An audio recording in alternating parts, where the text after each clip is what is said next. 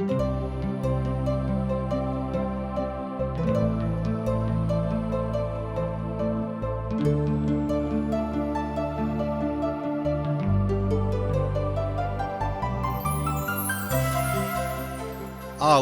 हम सब TWR India द्वारा प्रस्तुत कार्यक्रम अशक इजोत देख रहल छी। यह एकटा सुनियोजित रूप से बाइबल के पुस्तक के अध्ययन अछि, जाहि में एहन बहुत सा सवाल के जवाब देवल जाय अछि, जेना कि 1. परमेश्वर के छथि? 2. कि परमेश्वर सचमुच में हमरा सब के परवाह रखै छथि? 3.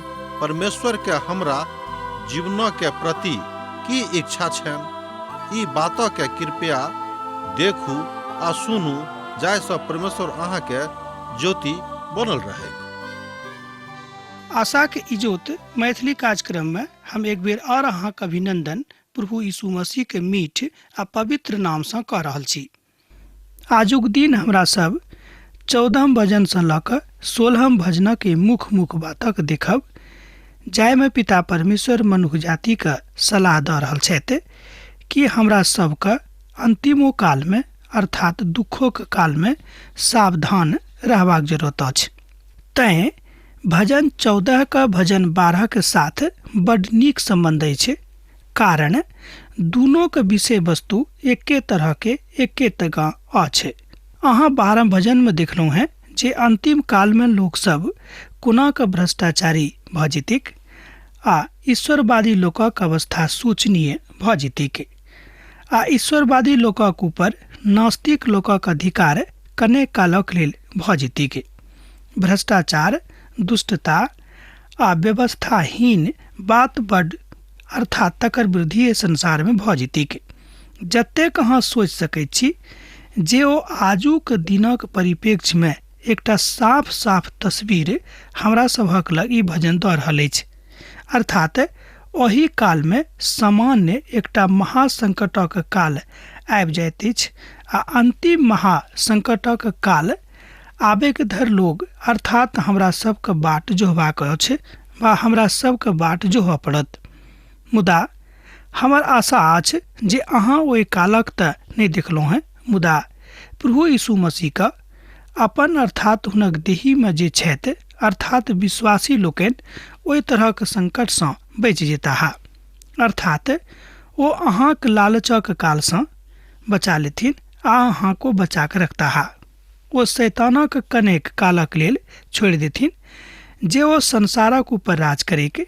प्रकाशित वाक्यक पोथी तकर 3 अध्याय आ तकर 10 पद में अहाँ एहि बातक झलक पाबैत छी वा देखैत छी।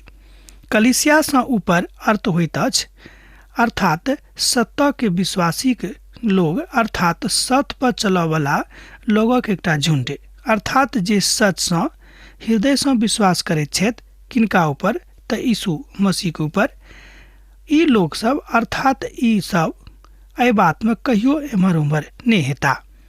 एहिठाम भजनकार अंतिम काल के दुष्टता के व्यवस्थाहीनता के और भ्रष्टाचार के अर्थात ओहि सबटा बातक एहि काल में बताबैत छथि। अर्थात दुश्मन प्रभु के लोकक प्रति अपन काजक बढ़ा चढ़ा के आरंभ कऽ देतिक। अर्थात अहाँक उद्धारकर्ता जे प्रभु यीशु मसीह छथि हुनका सँ जँ अहाँ प्रार्थना कऽ रहल छी तहन एहि प्रार्थनाक भजन में अहाँ सिखबै जे ओ काल कतेक महत्वपूर्ण भऽ जाइ छै। आब हमरा सब देखब संसारक भ्रष्टता। एहिठाम भजन 14 के 1 पद एहि तरह कहैत अछि कि मूर्ख लोक अपन मोन में बाजने छथि जे केओ परमेश्वर छेते नहि, ओ खराब भऽ गेल छथि और घिनौना काज केने छथि, केओ सुकर्मी नहि। एहि तरहक बात एहिठाम बतायल गेल अछि।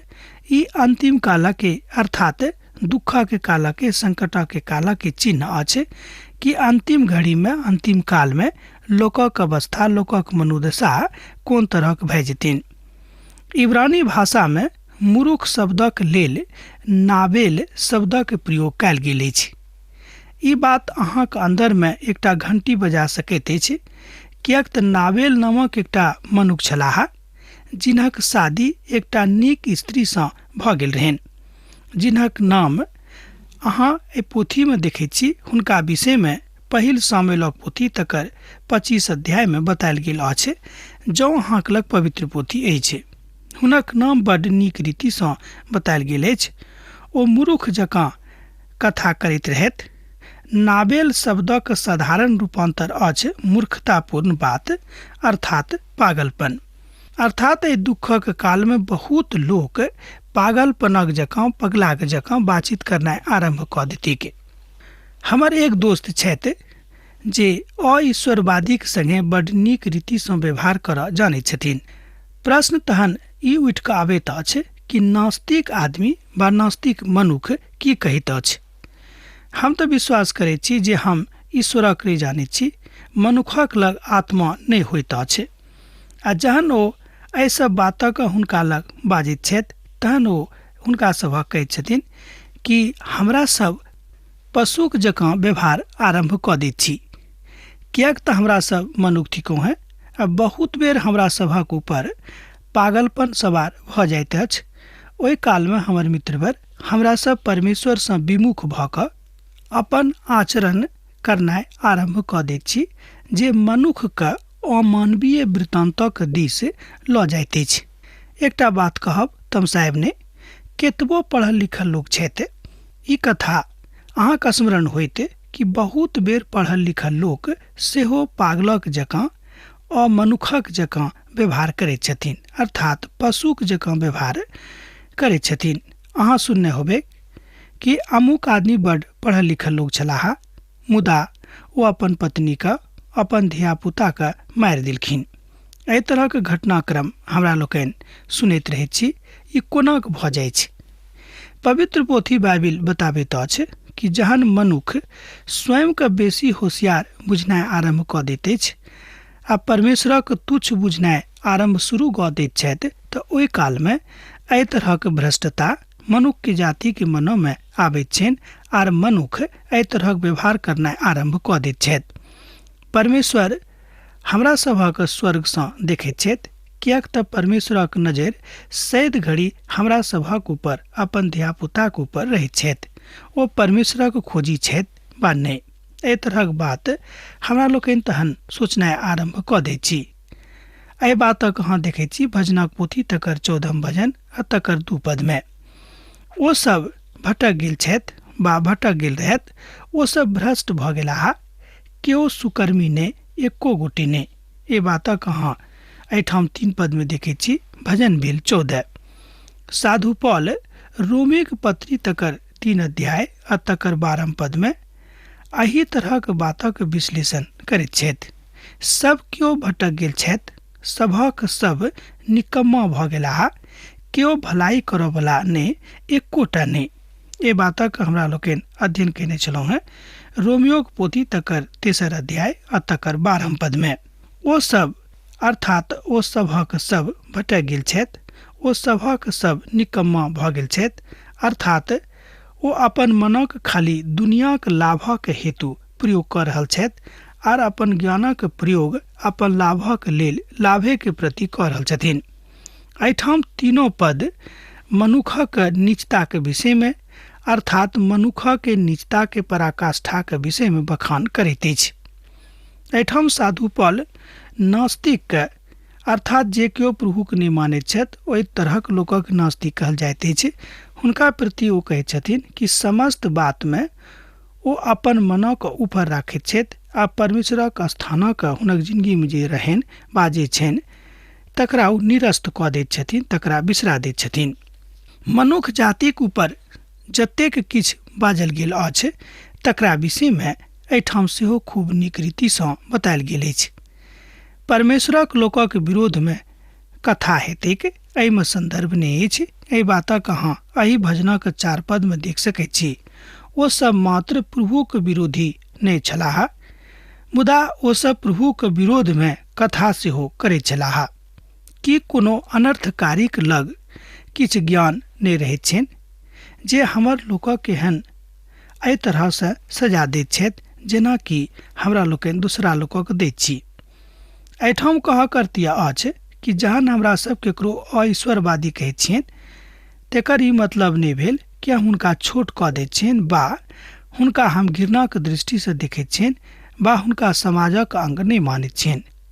हुनका एहि दुआरे एहि तरहक कथा एहिठाम भजनकार कहैत छथि कि अहाँके ईश्वरवादी बननाइ जरूरी भऽ जाइ छै, किएक तऽ जँ अहाँ प्रभुक संगे नहि रहब तऽ अहाँके जे परम शांतिक आवश्यकता अछि तकरा अहाँ बिसरा देबेक, तकरा अहाँ गंवा देबेक।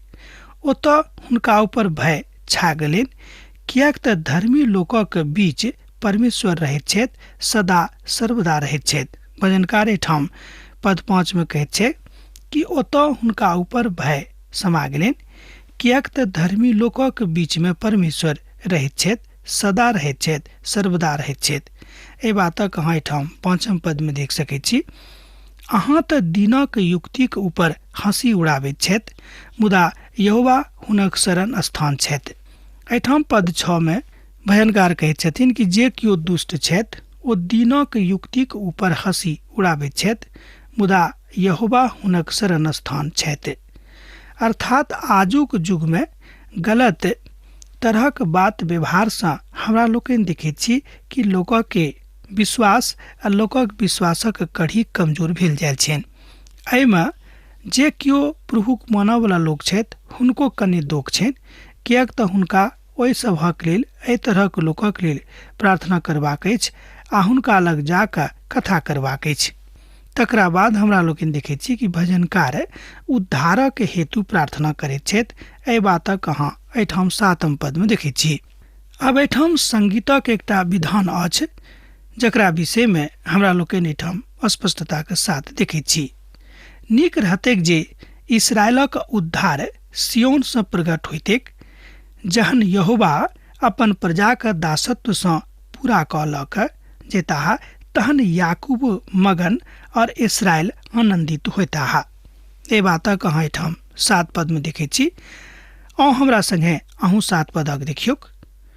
नीक रहतिएक जे इस्राएलक उद्धार सिय्योन से प्रकट होइतिएक, जहन यहोवा अपन प्रजाक दासत्व से पूरा कऽ लऽ जेताह, तहन याकूब मगन और इस्राएल आनंदित होताह।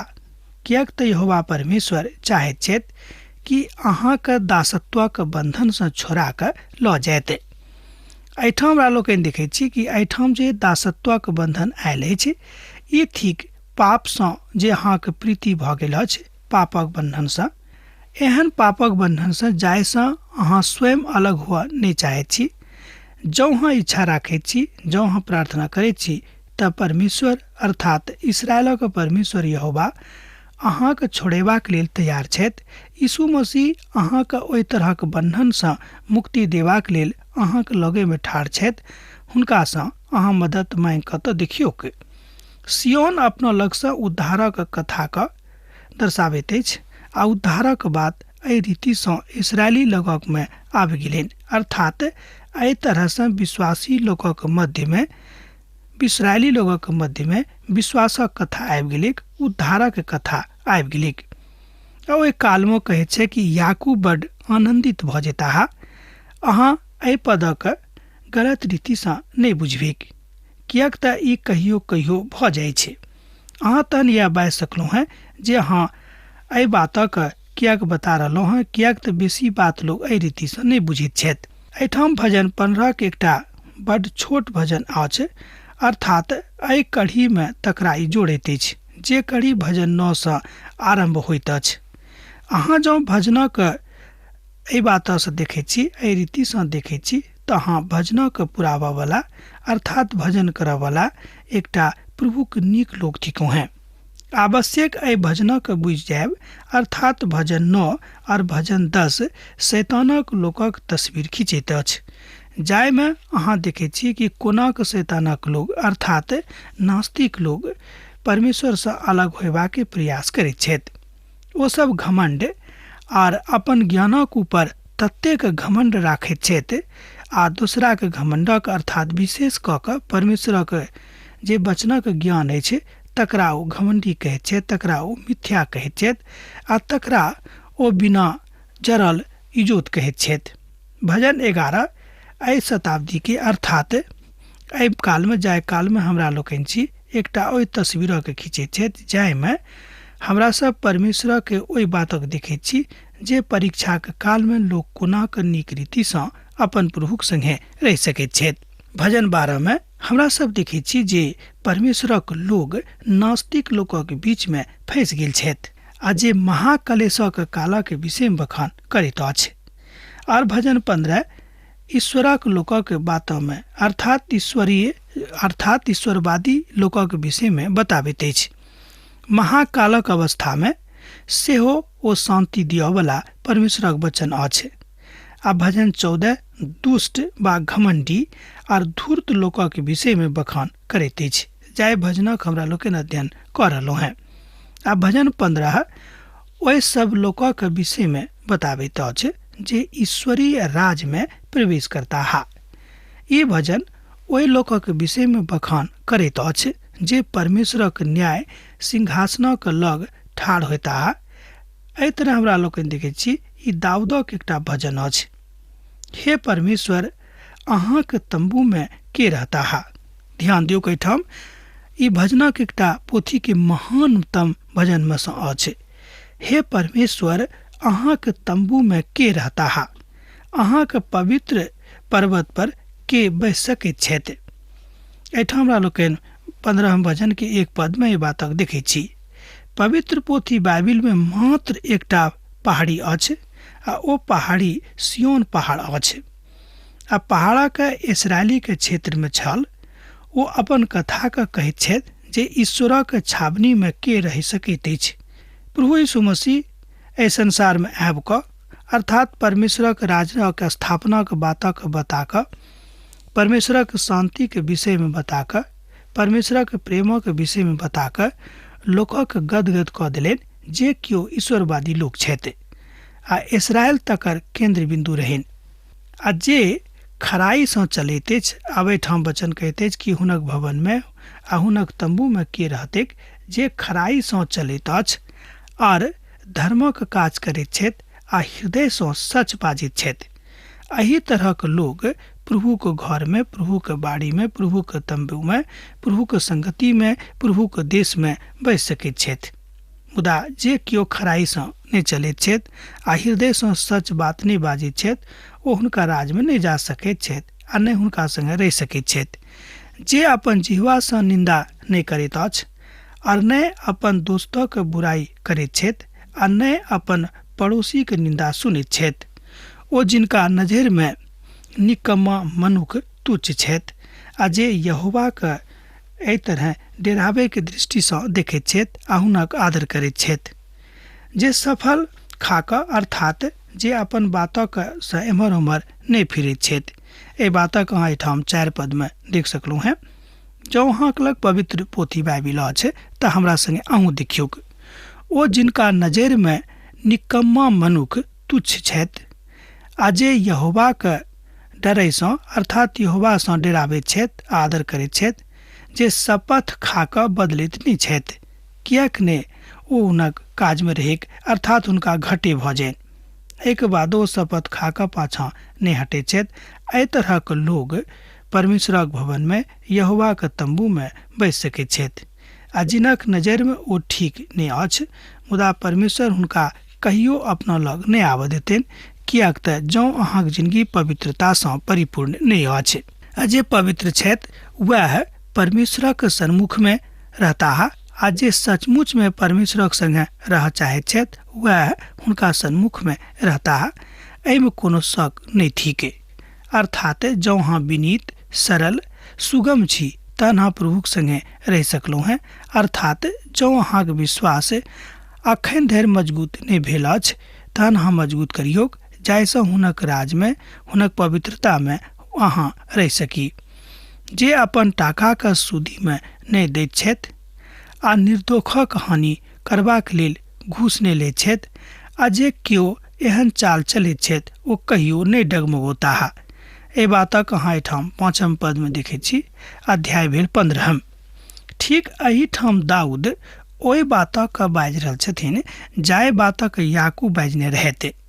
बिनु कर्मक परमेश्वरक प्रसन्न करनाइ बड्ड निकम्मा बात भऽ जाइ छै अर्थात अनेरे केओ परमेश्वरक प्रसन्न नहि कऽ सकैत छथि जाबे धरि हुनका हृदय में परमेश्वरक अथाह प्रेम नहि आयल छनि। यह बात आजुक परिप्रेक्ष्य में आजुक संदर्भ में हमरा वा अहाँके सिखबाक अछि। अहाँ बाजि सकैत छी जे ई बड अद्भुत भजन अछि आ एहि भजन में दाऊद अपन प्रभुक बड ऊँच कऽ दैत छथिन, अर्थात ओ यीशुके अर्थात हुनक पुनर्आगमनक आ हुनक पुनर्आगमनक प्रतीक्षाके एहिठाम स्पष्ट कऽ दैत छथि और बड मजबूत कऽ दैत छथिन कि प्रभु यीशु मसीह दोसर बेर एहि संसारमे अबैया छथि। भजन 16 का भजन एहिठाम बाजि सकैत छी कि 24 धरि, अर्थात भजन 16 सँ लऽ कऽ भजन 24 धरि एहि बातक बतायल गेल अछि जे ई भजन एकटा के भजन अछि आ एहि भजन में एक बातक विषय में बतायल गेल अछि, ओ बात थिक एकता। तैं एहि भजनक एकता के भजन कहल गेल छनि। समूह में एहि भजनक गावल गेल अछि, तहन अहाँ एहि भजनक बड नीक रीति सँ प्रभुक बड़ाई कऽ कऽ गाबि सकैत छी, कियाक प्रभुक बड़ाई में एहि भजनक भजनकार लिखने रहथि। अर्थात बहुत केओ छथि जे पाप कऽ कऽ पापक स्वीकार नहि करऽ चाहैत छथि, तहन हुनकासँ हम अनुरोध करबनि कि अहाँ स्वीकार करियौ, कियाक तऽ मनुख जतेक एहि संसारमे छथि हुनकासँ पाप होइत रहैत छनि। एहन केओ नहि छथि जिनकासँ पाप नहि भेल छनि। आ यह ओ प्रक्रिया अछि जाहिमे भजनक अजगुत बातक अजगुत रीतिसँ एहिठाम क्रमबद्ध रूपमे बतायल गेल छैक। प्रभु यीशु मसीह अपन प्रजाक लेल, अपन लोकक लेल अपन जान दऽ दैत छथि, अर्थात तैं अपन लोकक जे व्यग्रात्मक कथा थिक एहिमे परमेश्वरक ओहि वचनक विषय में गुणगान कयल गेल छैक। 16 भजन हमरा सभक मसीह के जी उठबाक विषय में बताबैत अछि। ध्यान दियौ कि भजन 16 हमरा सभक मसीह के यीशु मसीह के जी उठबाक विषय में बताबैत अछि और ई तेसर मसीह पर आधारित भजन अछि, अर्थात ई मसीह पर आधारित तेसर भजन अछि। ई प्रभु यीशु मसीह के जिंदगी के स्पर्श करैत अछि। जँ अहाँ देखैत छी पद 8 में तहाँ एहि बातक देख सकलहुँ हैं आ प्रभु यीशु मसीह के मृत्यु के विषय में ओतऽ बतायल गेल अछि पद 9 में जे मसीह मृत्यु में से जी उठता है। पद 10 में प्रभु यीशु मसीह के मारल जेबा के विषय में बखान करैत अछि। पद 11 में मसीह के जी उठवा के विषय में खूब नीक जकाँ बतायल गेल अछि। आ नवा नेमक पोथी में प्रभु यीशु मसीह के जी उठवा के विषय में प्रमुखता के विषय में जे बतायल गेल अछि, अर्थात प्रमुखता सँ बतायल गेल अछि, ओतऽ अहाँ 3 तरहक बातक देखैत छी। अर्थात ओतऽ बतायल गेल अछि कि परमेश्वरक पुत्र एहि संसार में अवताह, परमेश्वरक पुत्र एहि संसार में आबि कऽ अपन लोकक लेल अपन जान दऽ देथिन आ तकरा बाद हुनक विश्वासक मजबूती करबाक हेतु ओ तेसर दिन जीवित भऽ जेताह, जाहिसँ हुनका ई विश्वास भऽ जाइन कि हुनक उद्धारकर्ता एखनो जीवित छथि। एहि तरह हमरा लोकनि देखैत छी कि भजनकार भजन 16 में एहि बातक विशेष कऽ कऽ मूल्यांकन कऽ दैत छथिन। भजन 16 के एहि रीतिसँ दाऊदक एकटा खास वा कहियो खासम खास भजन कहल जाइत छनि, जकरा हेतु एहिठाम अहाँ देखैत छी कि जाहि शब्दक प्रयोग कयल गेल छैक तकर यह अर्थ होइत अछि कि वंशानुक्रमणक आधार पर, किएक तऽ दाऊदेक वंशसँ हुनका अयबाक रहनि, तैं प्रभु अपन आत्माके हुनका भीतरमे बसा कऽ एहि बातक अभिव्यक्ति कऽ देलनि जाहिसँ मनुष्य जातिके कोनो तरहक बात वा कोनो तरहक संदर्भ नहि बचैक कि जाहिसँ रूपांतरित कऽ कऽ एहि बातक बतावल जाय। स्पष्ट भऽ गेल होइत, किएक तऽ हमरा लोकनि देखैत छी कि भजनकार जहन भजन लिखैत छथि तऽ अपन हृदयके गहराइसँ एहि विषयमे बताबैत अछि। भजन 56 में आ भजन 60 में सेहो एही अर्थक ऊपर बतायल गेल अछि। अब हमरा एहिठाम विदा दिअ, किएक तऽ अहाँसँ विदा होइके हमर बेरा भऽ रहल अछि। जेना अहाँसभ हमरा एहिठाम पाती लिखैत रहलहुँ हैं, लिखैत रहैत छी, लिखैत रहब, बिसरायब नहि। यीशुके प्रेम अहाँके जिंदगी में सैद घड़ी बनल रहैक। आमीन। हमरा विश्वास अछि कि ई कार्यक्रम अहाँके लेल लाभदायक सिद्ध भेल अछि। हम चाहै छी कि अहाँ अपन आशीषके हमरा संग साझा करू। जँ अहाँके नजीक बाइबलसँ जीवनसँ संबंधित कोनो प्रकारके प्रश्न भऽ सकैत अछि तऽ अपन समस्याके लेल प्रार्थना करबाके लेल जँ चाहै छी तऽ हमरा फोन पर जरूर संपर्क कऽ सकैत छी। परमेश्वर अहाँ सभके एकटा सुखद आनंदित दिन प्रदान करैक।